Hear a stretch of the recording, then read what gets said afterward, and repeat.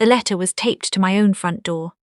I had driven 3 hours through Georgia back roads I'd known for 40 years, past the peach stands and the roadside churches and the patch of yellow wildflowers that always came back in July along Route 9. I was coming home after 2 weeks, visiting my sister in Savannah, tired in the good way, the kind of tired that makes you look forward to your own porch and your own coffee and the particular silence of a house that knows you. The envelope was cream-colored and official-looking, printed on heavy stock with a company logo I didn't recognize. I peeled it off the door and opened it right there on the top step. Congratulations on your recent property sale. As the new owners take possession on Friday, please ensure all personal belongings have been removed from the premises by Thursday, 5 p.m.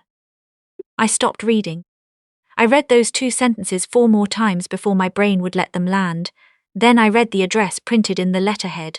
4419 Clover Hill Road. My address. The house where I had lived for 34 years. The house my husband Henry and I bought with a down payment we'd saved for 9 years. The house where I planted the rose bushes along the front walk the spring our son Nolan was born. I was still standing on that porch when my phone buzzed. It was Nolan. Mom, I meant to call before you got back. It was a good offer and we moved fast. Don't worry, I already found you something great. Senior community, very nice, 15 minutes from us. You'll thank me later. The phone shook in my hand, or maybe my hand was shaking. I couldn't tell anymore. You'll thank me later. I sat down on the porch swing Henry had hung the summer before he got sick. I looked out at the rose bushes which were blooming, pink and white and absurdly cheerful, and I said nothing at all, because there was no one to say anything to. My name is Shirley Brennan. I was 67 years old that July, and until that afternoon I had believed, truly believed, that my son loved me. I don't say that to be dramatic. I say it because it was foundational, the kind of belief a person builds their whole life, on the way you build a house on bedrock. And then I came home to find the ground gone. Let me tell you who Henry was first, because everything that happened began with him. Henry Brennan was a quiet man who fixed things. He fixed fences and leaky faucets and arguments between neighbors. When he died of a heart attack 4 years ago, fast at his workbench in the garage, no warning, he left behind a paid-off house, a small life insurance policy, a 1974 Ford pickup that still ran, and a son who, I would slowly come to understand, had already decided those things were not enough. Nolan had his father's hands and his mother's stubbornness, and from the time he was small, he wanted more than what we had, not in a mean way at first. In the way that boys from modest homes sometimes do, watching, comparing, quietly measuring the distance between what they knew and what they imagined was possible. I understood that drive.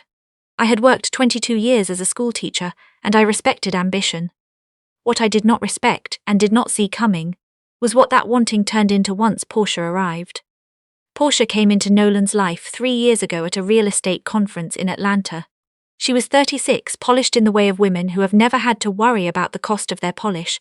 Smooth dark hair, white teeth, the kind of easy confidence that comes from a childhood where the answer was almost always yes. Her father, Mr. Aldridge, owned a mid-sized commercial development company and was, Nolan told me with barely contained excitement, considering backing a new residential venture. The first time I met Portia, she hugged me with 2 fingers on my shoulder and looked around my kitchen and said, "This is so lived in." I knew what that meant. I had taught children long enough to know when a compliment was wearing a disguise. They got engaged the following spring. The wedding was small and tasteful, held on the Aldridge family's property in North Carolina. I sat in the 3rd row. Nobody asked me to speak. Nobody asked me much of anything, except whether I needed help finding my way to the parking area afterward. After the wedding, Nolan called less. When he did call, the conversations were shorter, smoother, like something that had been sanded down to remove the rough places where real feeling lived. He stopped asking about my garden. He stopped mentioning Henry. He stopped sounding like my son and started sounding like someone playing a role I hadn't been told about. I noticed, mothers always notice, we just wait and hope and tell ourselves it is temporary. I called him back from the porch. He answered on the 3rd ring with a voice that was easy, unhurried, the voice of a man who believes the difficult part is already over. "Mom, I know it's a lot to process, but this is good news. The market is up and the timing was right. I got you a real price for this place." "You got me a price?"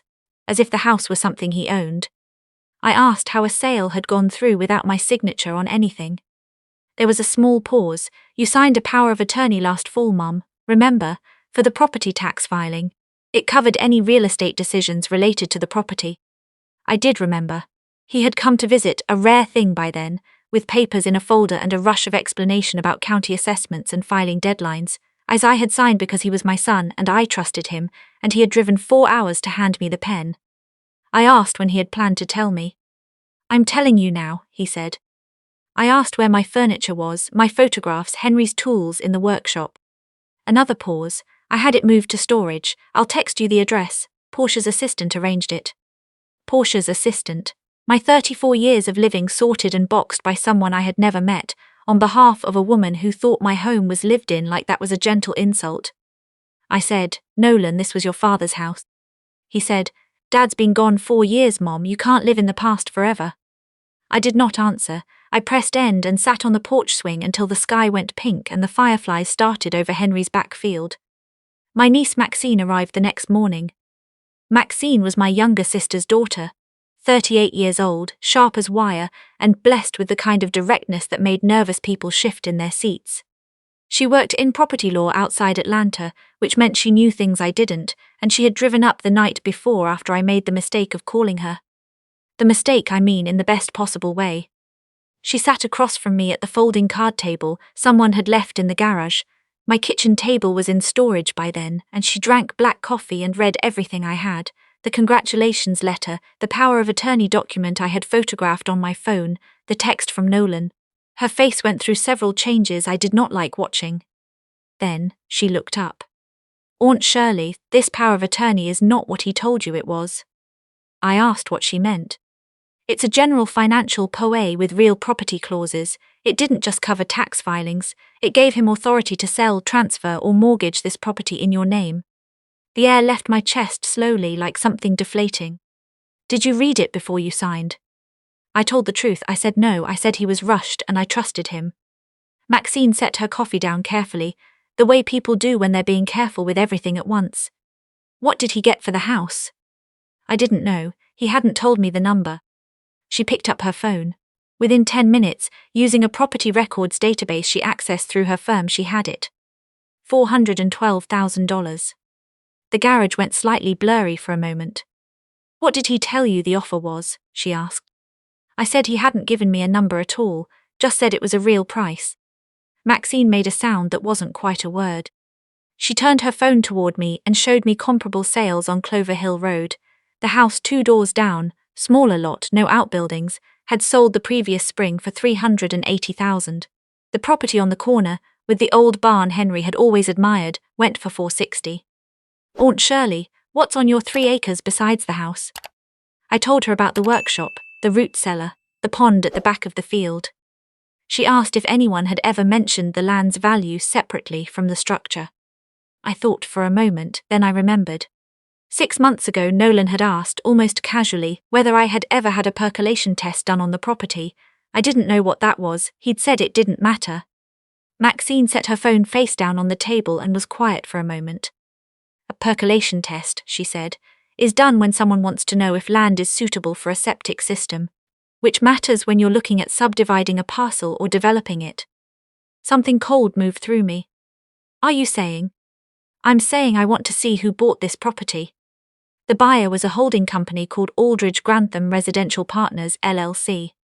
Aldridge. I stared at the name on her phone screen until it blurred and reformed.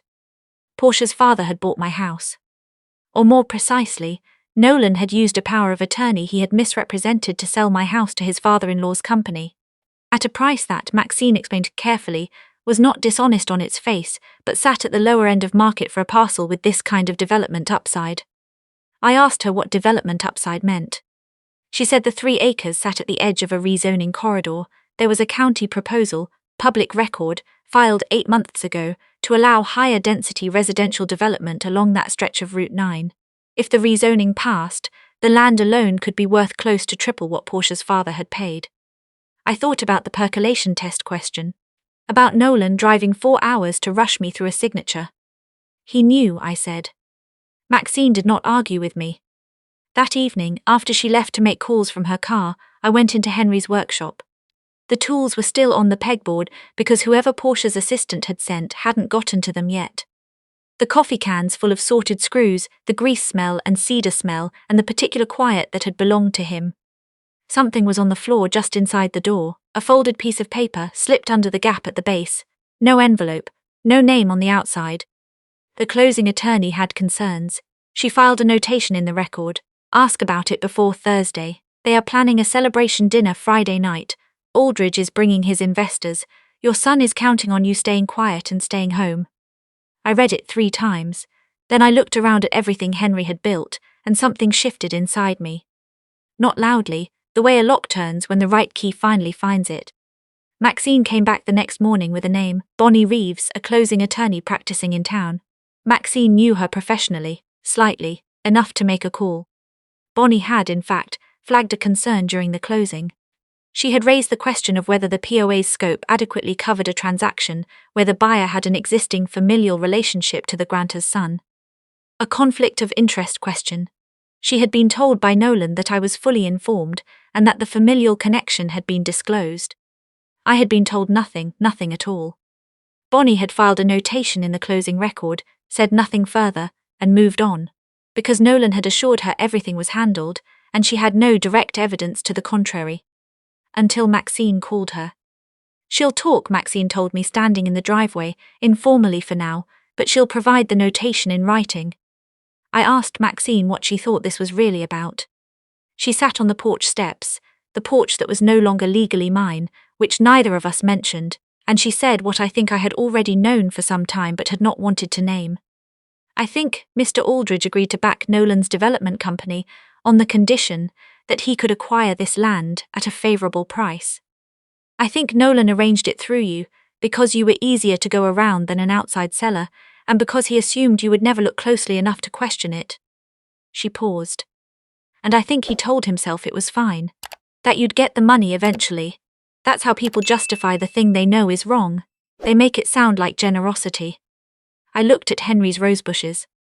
He didn't give me the money, I said. He put it in an account, in my name, but he controls it. Maxine closed her eyes briefly. That evening Nolan called. His voice was warm, easy, the voice of a man managing a situation he believes he still controls. Mom, I hear you've been asking questions. I think there's been some miscommunication, and I'd love to clear it up. We're having dinner Friday with Portia's family. It would mean so much to have you there. I said I'd think about it. Mom, please don't make this harder than it needs to be. You know how you get when you feel overwhelmed. I'm just trying to look out for you. You know how you get. I had raised this man through his father's death and 2 recessions and 4 years of college tuition, and the particular grief of a family learning to be smaller than it used to be. I had never once fallen apart in a way that required managing, and he was already writing that story about me before I had said a single word to anyone outside this house. After he hung up, I sat on the porch until dark. I thought about when Nolan was 9 years old. We had gone to pick Henry up from the garage where he worked at the time, and when we got there, his boss had let him go that same day. Budget cuts. Nolan didn't fully understand what it meant, but he saw his father's face, and without being asked, without saying anything at all, he reached over from the back seat and held Henry's hand the whole drive home. I had kept that image for 30 years, like something pressed between the pages of a book. But the person someone used to be is not a promise about who they are now. The restaurant in Decatur had dark wood paneling and the kind of menu that lists no prices, because the kind of people expected here already know the cost of everything and have decided it doesn't apply to them.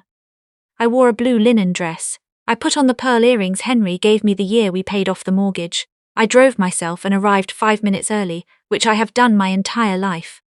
Maxine was already in the lobby, in a green dress and sensible shoes, holding a black folder and looking like someone who had come to work. We had talked everything through the day before. We had the closing notation from Bonnie Reeves, which Bonnie had summarized in a written email Maxine had printed twice. We had the property record showing Aldridge Grantham as buyer. We had the county reasoning filing, which was public information, available to anyone who bothered to look. We had my bank records showing the account Nolan controlled, which I had discovered only by calling the bank directly and asking them to read me every account connected to my social security number. We had, in short, enough. The private dining room held 8 people when we walked in. Nolan and Portia stood near the window with Mr. Aldridge. Silver-haired, broad-shouldered, the easy authority of a man long accustomed to being listened to. 2 other men sat at the table with contract folders in front of them. A woman I didn't recognize sat at the far end with a pen already in her hand. Portia saw me first. Something moved through her expression, not surprise exactly, more like the recognition of a thing she had prepared for arriving sooner than she expected. Nolan came toward me with his wedding smile fully deployed. "Mom, you made it." He kissed my cheek and lowered his voice. "Let's keep tonight easy, okay? This is important to us." "I know it is," I said. He started steering me toward a chair near the end of the table, as far from Mr. Aldridge as the room allowed. I walked the other direction. Mr. Aldridge turned when he heard my heels on the floor and extended his hand with the broad warmth of a man who has built a career on making people feel welcome right up until the moment he doesn't need them to be. "You must be Nolan's mother, he's spoken of you." I shook his hand. "Has he told you where the land came from?" I asked. The room went very quiet, the kind of quiet that is not peaceful at all. Nolan said my name, his voice had an edge wrapped in a reasonable tone. "The property on Clover Hill," I continued, holding Mr. Aldridge's eyes. 44-7 Clover Hill Road, the house I lived in for 34 years. My husband built the workshop on that land with his own hands. I signed a power of attorney I was told was for a property tax filing. My son used it to sell the land to your company without informing me the sale was happening, without disclosing the relationship between your company and his family, and without telling me what the parcel was worth, or what it might be worth once the county rezoning corridor goes through. Mr. Aldridge was no longer smiling. He was listening carefully, the way men who have made real money listen when something doesn't add up. Nolan stepped toward me. "Mom, you're upset and you don't have the full picture." "I have the closing record," I said. Maxine placed Bonnie Reeves' printed summary on the table. "I have the county rezoning filing." Another page. "And I have my bank records showing that the proceeds of the sale of my home are sitting in an account your son controls." One more page. Mr. Aldridge picked up the papers himself. He read. Everyone else in the room was very still. The only sound was pages turning. Portia said, "Dad, this is being taken completely out of context." He looked at his daughter, just looked at her, without speaking. It appeared to be enough. Then he turned to Nolan. "Did you disclose the familial connection to the closing attorney?" Nolan said it was. I handled it. There was. "Yes or no?" Silence. "Did you inform your mother what this land was worth in the context of the rezoning proposal?" Nolan looked at the table. "Did you set up a financial account in her name that she did not know she couldn't access independently?" The room waited. Mr. Aldridge set the papers down and turned to the 2 men with the folders. "We're not signing tonight." One of them started to respond. Mr. Aldridge raised one hand, just slightly, and that was the end of it. "I don't execute agreements tied to properties with unresolved acquisition questions. That's not how I've done business 40 years, and it won't start tonight." He looked at me then, and his voice changed, quieter, something close to genuine in it. "Mrs. Brennan, I was told this was a straightforward private sale between family members, all parties fully informed. I clearly was not given an accurate picture. I'm sorry for that." I nodded once. Portia had gone very still the way people do when something they built carefully comes apart all at once. Nolan was looking at me the way he had not looked at me in years. The polish was completely gone. He looked young, cornered, like a boy who had done something he knew was wrong and had spent months convincing himself he would not be caught. "Mom," he said, the word cracked slightly. I looked at my son for a long moment. "You had choices," I said. "You could have come to me and said, 'I have an opportunity and I need this land and I want to work something out with you fairly.' You could have told me the real number. You could have brought me in instead of going around me.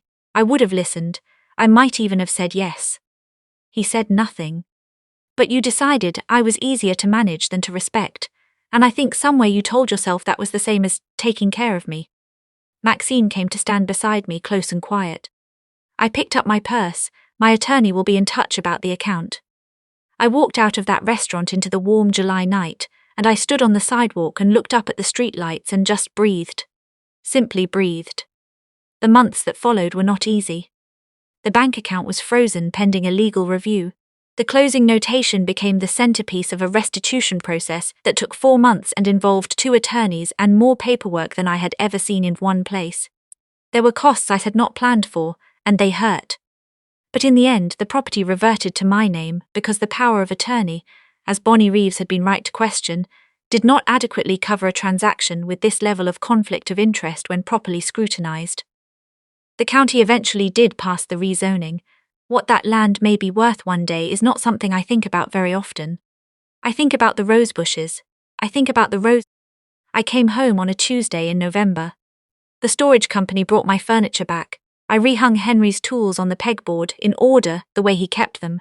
I sat on the porch swing with my morning coffee and watched the back field go gold in the light, and I felt something in my chest that I had not felt since before the whole thing started. Something that was simply mine.